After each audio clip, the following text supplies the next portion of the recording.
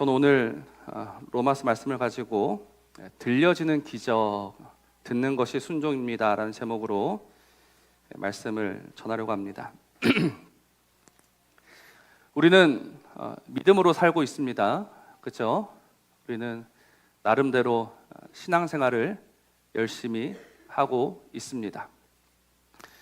근데 이렇게 믿음으로 살다 보면 기쁨도 있고 감사도 있는데 우리 마음 한 구석에는 왠지 모를 불안, 부담, 염려가 생기기 시작합니다. 왜 불안과 부담과 염려가 생기는가? 우리는 분명히 믿음으로 살기 때문에 어떻게 살아야 되는지를 너무나 잘 알고 있어요. 여러분, 우리가 사랑하면서 살아야 합니까? 미워하면서 살아야 합니까? 어떻게 살아야 되죠? 사랑하면서 살아야 돼요. 우리는 섬기면서 살아야 합니까? 섬김 받으면서 살아야 합니까? 섬기면서 살아야 하죠. 알고 있단 말이에요. 그리고 그렇게 살고 싶죠. 그렇게 살고 싶어요. 그렇게 살아갈 거라고 날마다 다짐하고 또 다짐해요. 여러분, 오늘 이 자리에 나오면서 나는 내일부터 이제 미워하면서 살 거야. 나는 욕심 부리면서 살 거야. 나는 이제부터 내 맘대로 살 거야 라고 다짐하고 나오신 분 계십니까? 이 자리에 나오면서 우리는 누구나 다짐해요. 그래, 다시 말씀대로 살 거야. 다시 사랑하며 살 거야.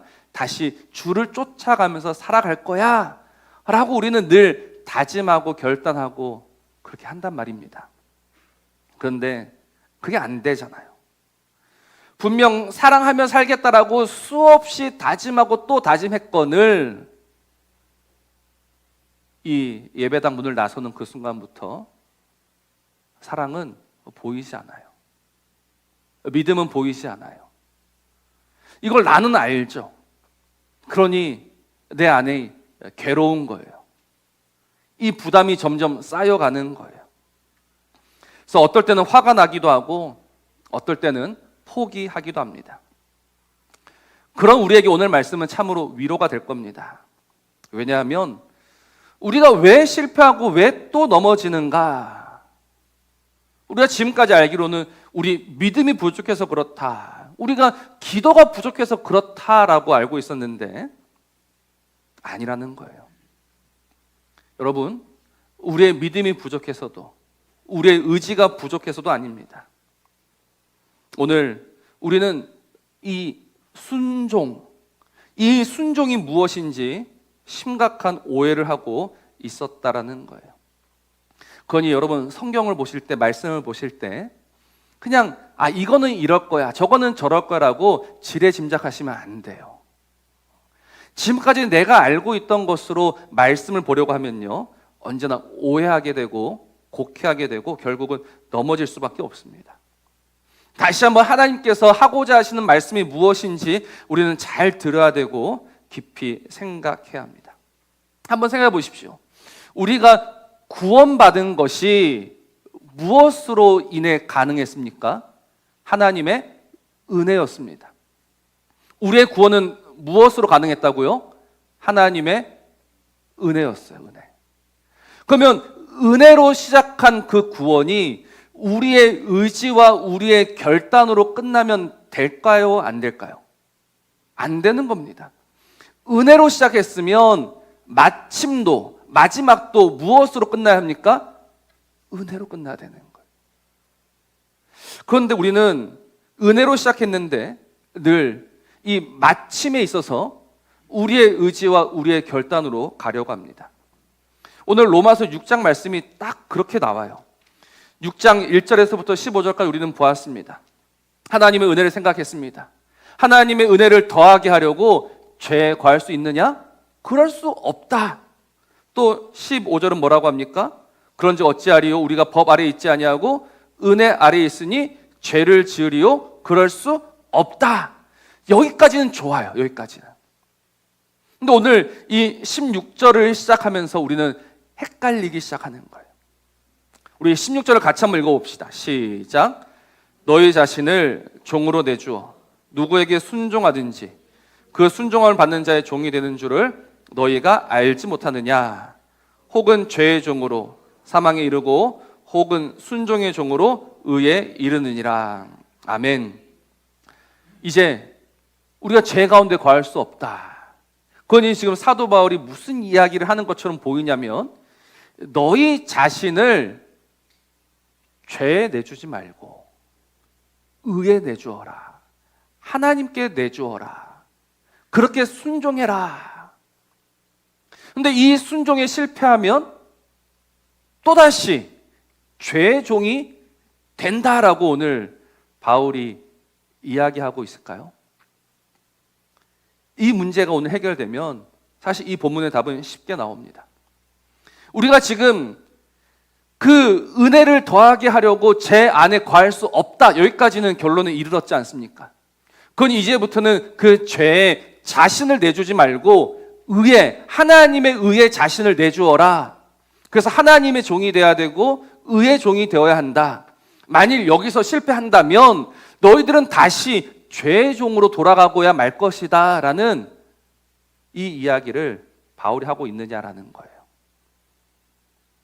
이해하십니까 지금? 이해가 전혀 안 되시는 것 같은데 다시 이야기합니다. 자, 이제 우리는 은혜 안에 있어요.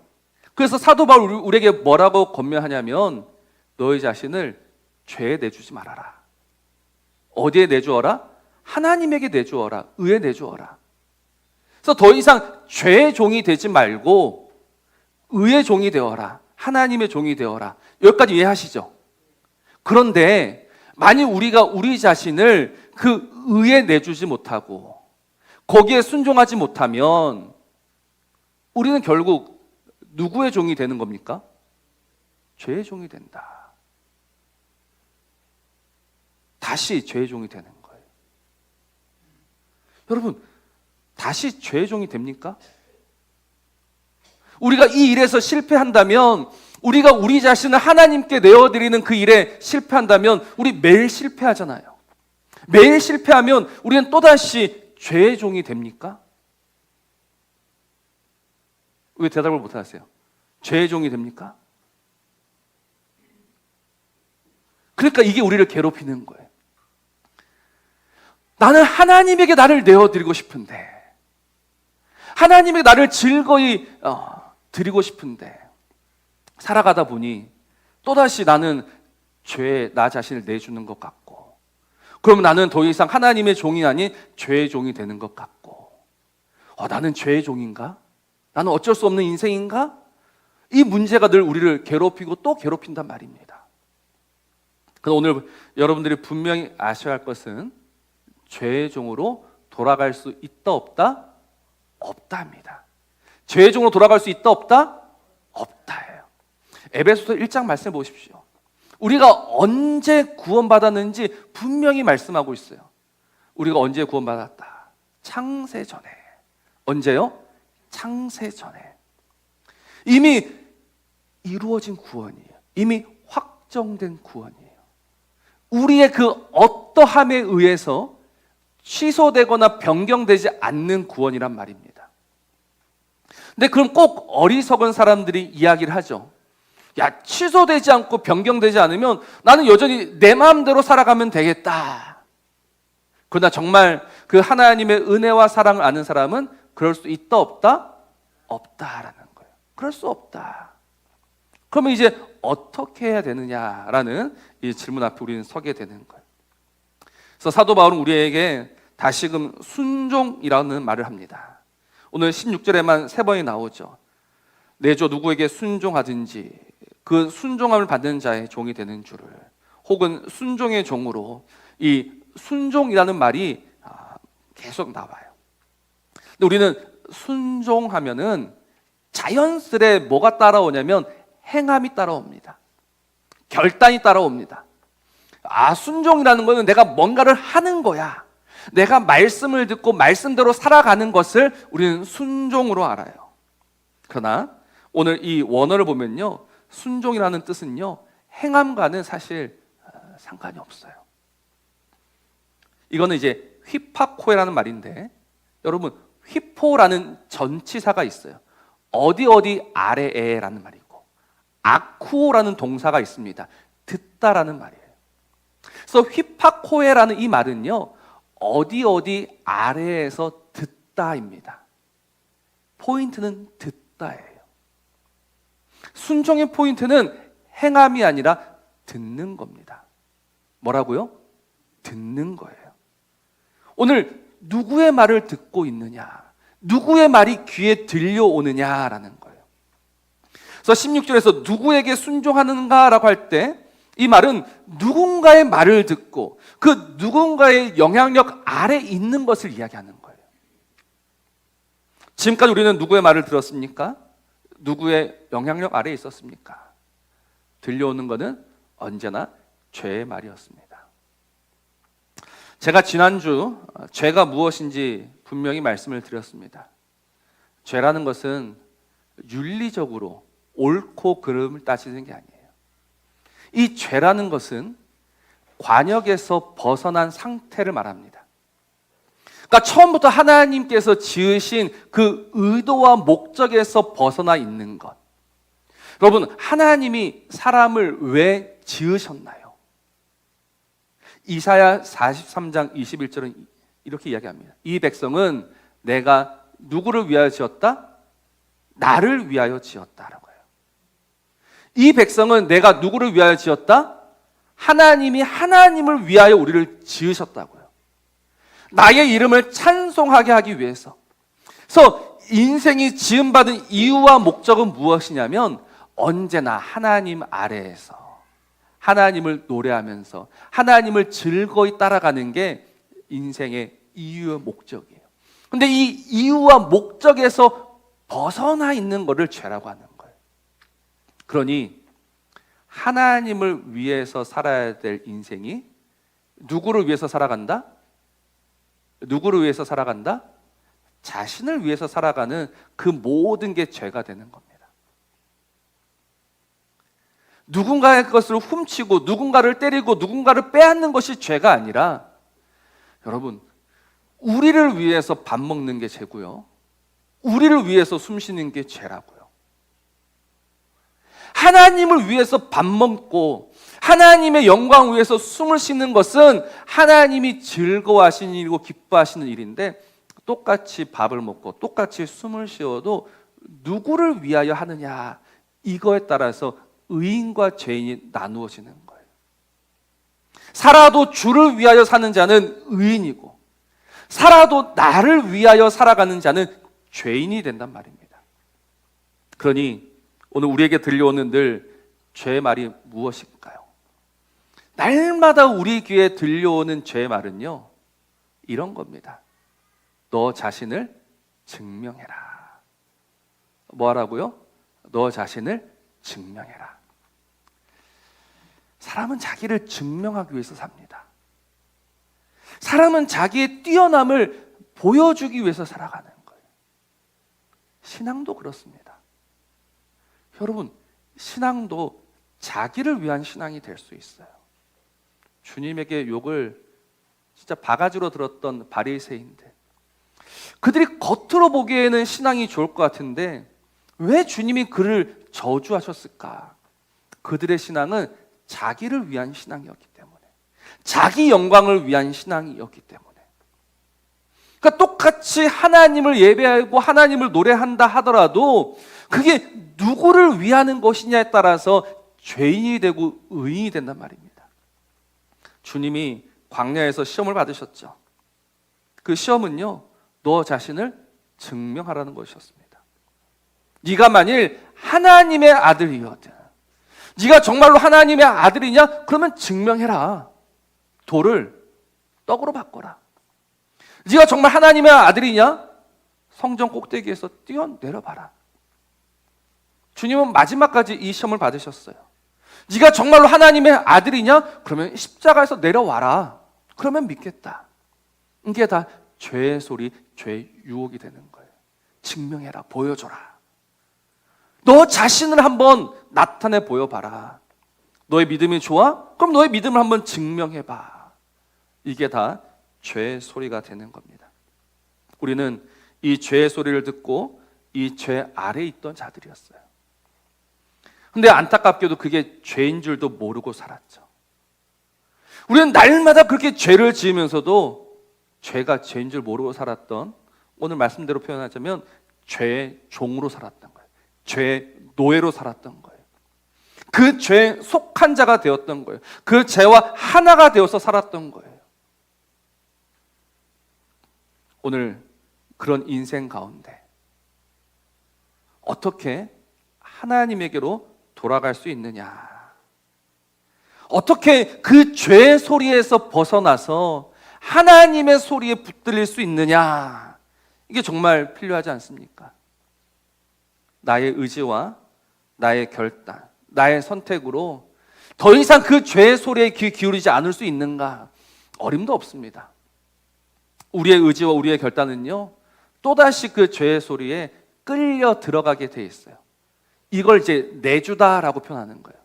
내준다라는 말도요, 그 옆에 세워진다라는 말입니다.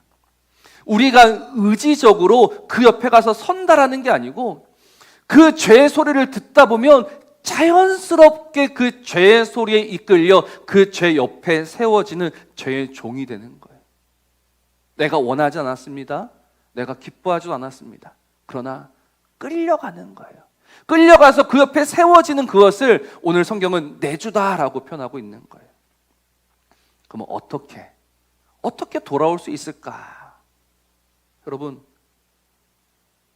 사흘 밤낮을 금식하며 기도하면 돌아올 수 있을까요? 나는 오늘부터 하나님을 위해서 살 거라고 외치고 주장하면 돌아올 수 있을까요? 나의 의지와 나의 결단은 안 되는 거예요. 우리 고린도 후서 10장 4절과 5절 한번 찾아봅시다. 고린도 후서 10장 4절과 5절 말씀입니다. 찾으셨나요?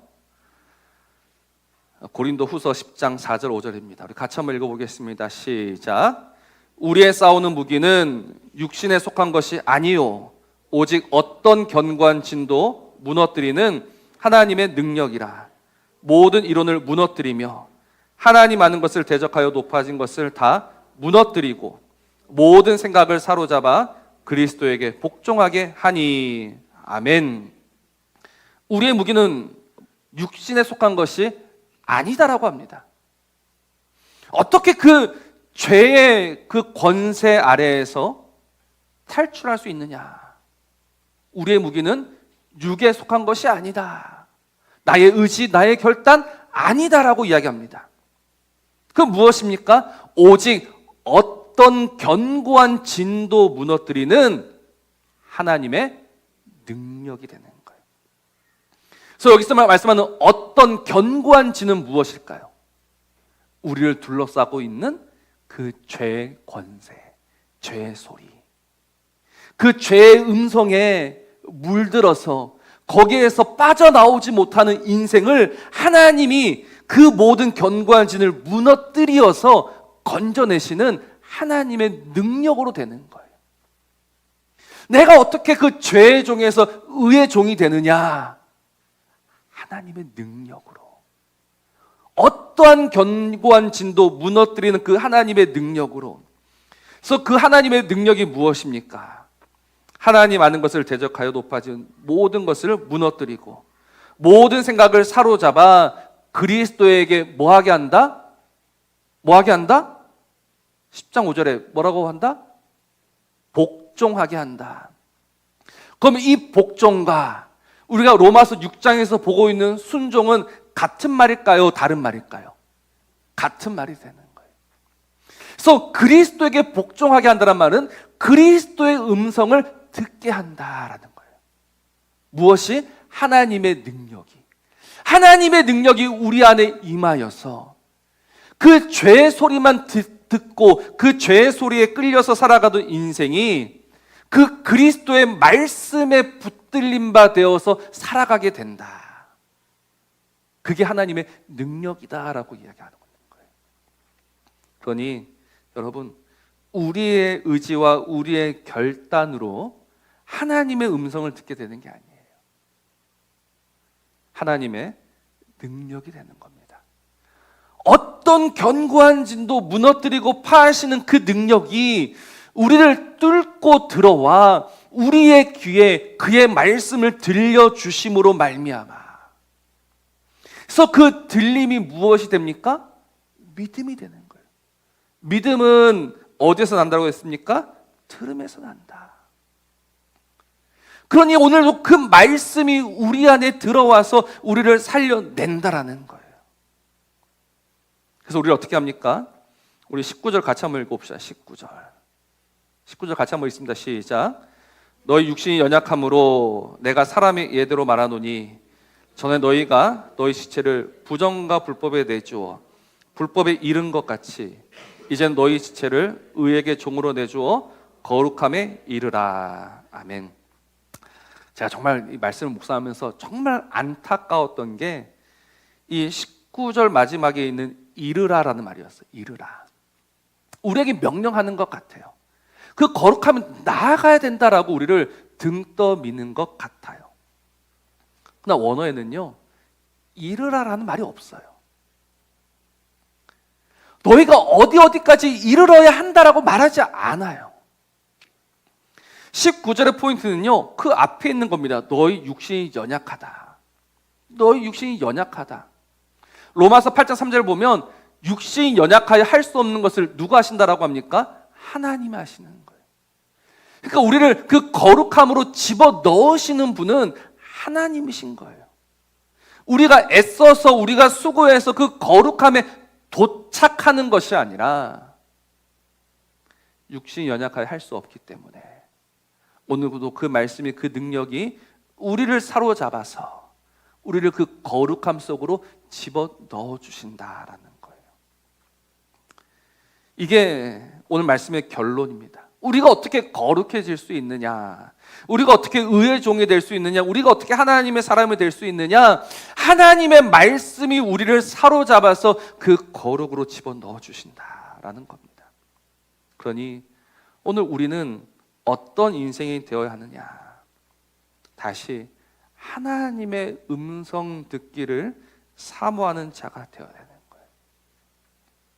그러나 여러분, 이 음성 듣는 것도요, 내 뜻대로 되지 않습니다. 이것도 하나님의 은혜인 거예요. 그래서 오늘 참 중요한 표현이 하나 있는데 20절 말씀을 보면 거룩함에 이르는 무엇을 맺었다라고 합니까? 무엇을 맺었다라고 합니까? 20절 보면 하나님께 종이 되어 거룩함에 이르는 무엇을 맺었다? 20절 발 보세요. 22절 죄송합니다. 22절. 거룩함에 이르는 무엇을 맺었다? 열매를 맺었다라는 거예요. 죄송합니다. 제가 실수가 참 많습니다. 이 맺었다라는 말도 여러분 참 오늘 그러니까 성경 보면 계속해서 우리를 무엇인가를 해야 되고 어떤 결단을 해야 되고 우리를 계속 그 수고하는 자리로 밀어넣는 것 같아요. 근데 열매를 맺었다라는 말도 열매를 소유한 것을 찾았다라는 말입니다. 내가 애쓰고 수고해서 열매를 맺었다가 아니라 어느 날, 어느 순간 내 안에 열매가 있음을 발견했다라는 뜻이에요. 그래서 저는 이 말씀이 참 은혜가 되는 거예요. 왜? 지금은 이 열매가 안 보여요. 그런데 안 보인다라고 해서 그 열매가 없다라고 할 수 있을까요? 없는 거예요. 한 2주 전인가 우리 근처 이제 무성교회 담임 목사 모셔가지고 우리 저기 주차장 쪽에 무화과 나무 12그루를 심어주고 가셨습니다. 제가 오늘 아침에 한번 가봤어요. 지금 가보시면 정말 막대기도 아니고 짝대기 12개 꽂혀 있거든요. 죽었나 살았나 가봤습니다. 멀리서 보니까 죽은 것 같아요. 사실 작년에도 심었다가 죽었거든요. 작년에 6그루를 심었었는데 6그루 다 죽었습니다. 그래서 오늘도 이제 아침에 멀리서 봤는데 야, 안 되네. 역시 땅이 안 좋으니까 안 되는구나 싶어서 가까이 가봤어요. 가까이 가보니까 살아 있었습니다. 움이 맺혀 있더라고요. 살아있는 거예요, 죽은 거예요? 움이 맺혔다니까요. 산 겁니까, 죽은 겁니까? 살아있는 거예요. 멀리서 보았을 때는 그 마른 막대기처럼 보여서 안 되는구나 싶었는데 가까이 가보니 움이 맺히고 그 움이 자라면 열매가 맺힙니다. 근데 지금 우리 존재는 어떤 존재냐? 멀리서 보았을 때는 삐쩍 마른 죽은 것처럼 보이는 막대기 같다라는 거죠. 그래서 우리는 실망합니다. 야, 나는 안 되는구나. 그러나 그 하나님의 능력이 우리 안에 들어왔고 그 하나님의 능력이 우리를 살려서 이제 우리 안에 그 보이지도 않는 자세히 보아야 보이는 그 작은 움을 트게 하신 거예요. 그 움을 틔워주신 그 하나님이 이제부터는 너희가 알아서 해라라고 하실까요? 아니면 열매 맺을 때까지 돌보실까요? 열매 맺을 때까지 돌보시는 줄로 믿습니다.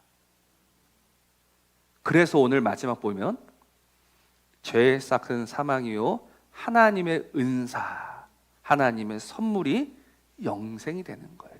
선물이랍니다. 선물. 영생 구원이라는 것은 우리가 수고해서 우리가 따먹은 우리가 쟁취하는 그 무엇이 아니라 하나님이 값없이 베푸시는 선물, 은사가 되는 거예요. 그래서 우리는 계속해서 그의 아래에서 그의 말씀 듣기를 사모하면서 살아가야 된다라는 거예요. 근데 오늘 우리가 정말 이 말씀 앞에서 설 때 우리는 하나님의 답답함을 보게 됩니다. 왜 하나님의 답답함을 보게 되느냐?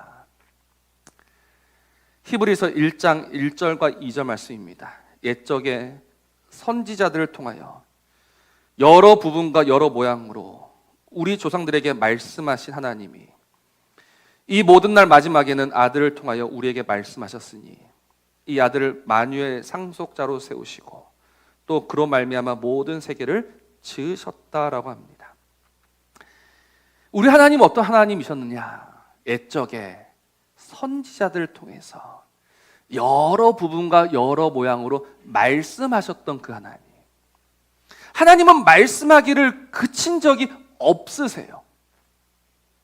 근데 왜 이 마지막에 아들을 통하여 말씀하실까요? 아무도 그 말씀을 듣지 않았기 때문에. 내 아들을 보내면 그의 말은 들으리라 하면서 그 아들을 보내셨어요. 근데 그 아들의 말을 듣습니까? 안 듣습니까? 안 들어요. 그 아들마저 죽여버리는 그게 바로 사람이고 인생이더라는 거예요. 하나님이 지금까지 우리에게 그 말씀을 그치셨던 적이 없어요. 언제나 말씀하셨는데 언제나 그 말씀을 듣는 자가 없었을 뿐입니다. 근데 오늘 우리는 누구냐? 그의 말씀을 듣게 되고 그의 말씀을 사모하게 되고 그 말씀 아래 거하게 되는 자가 되는 거예요. 여러분, 다른 방법이 없습니다. 오늘 그의 말씀 아래 거하는 자가 하나님이 베푸시는 은사인 영생과 구원을 받게 되는 거예요. 그 말씀의 빛이 우리에게 쏘아졌을 때 그로 인해서 눈이 떠지는 것처럼 우리는 그렇게 하나님 옆에 붙어서 그래요, 하나님 나에게 말씀하세요, 주의 종이 듣겠나이다 하면서 끌려가고 따라가는 거예요. 사무엘상 15장 22절을 읽어드리며 오늘 말씀 마칩니다. 사무엘이 이르되 여호와께서 번제와 다른 제사를 그의 목소리를 청종하는 것을 좋아하심같이 좋아하시겠나이까. 순종이 제사보다 낫고 듣는 것이 순양의 기름보다 낫습니다. 하나님이 무엇을 좋아하신다? 그의 목소리를 청종하는 것, 그의 목소리를 듣는 것. 순종이, 이 순종도 듣는 겁니다. 듣는 것이 낫다. 들어라. 제발 좀 들어라. 들으면 산다. 여러분, 우리가 수고하고 우리가 애써서 구원에 이르는 것이 아닙니다. 그의 말씀이 들려지면, 그의 말씀이 깨달아지면, 그의 말씀이 믿어지면 내 안에 이미 이루어진 그 구원을 확인하게 되고 장차 이 구원의 열매를 보게 되는 겁니다. 그러니 또 넘어졌다고 실망하거나 포기하거나 낙심하지 마시고 언제나 그 말씀 안에 거하면서 그 말씀 안에서 주의 은혜로 주의 능력으로 자라가며 열매 맺게 되는 우리 모든 성도님 되시기를 주의 이름으로 축복합니다.